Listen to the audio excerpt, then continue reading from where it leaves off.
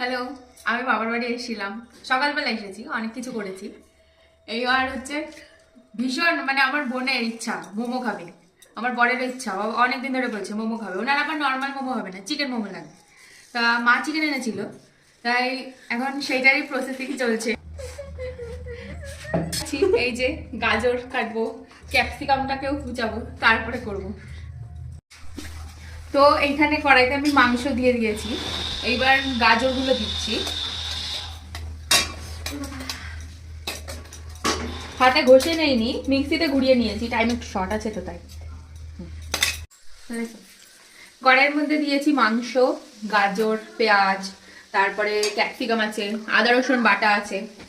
এইবার এর মধ্যে দিয়ে দিচ্ছি লঙ্কার গুঁড়ো, জিরার গুঁড়ো, একটু হলুদ। তার মধ্যে কারেন্ট চলে গেছে, দেখো অন্ধকারে রান্না করছি, এমার্জেন্সি লাইট। আর এতে দেবো একটু ভিনিগার। এখানে দিয়ে নিচ্ছি ময়দা, এই বাটির 2 বাটি মতো ময়দা নেব। উপর দিয়ে হালকা একটু লবণ দিয়ে নেব, আর দিয়ে নেবো হালকা একটু রিফাইন তেল। আটটুটা মেখে একটু সফট একটা এরকম একটু সফট একটা ডো বানিয়ে নেবো, নিয়ে 15 মিনিট রেস্ট দেবো।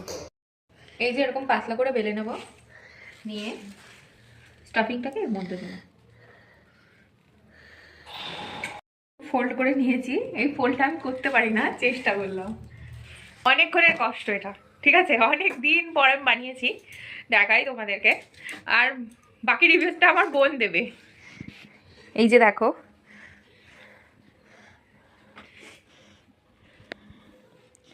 খা সোনালি একটা, খেয়ে বল কেমন হয়েছে।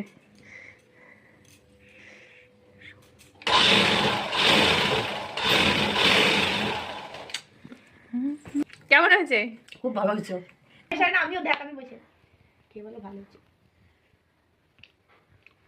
একদম ভালো।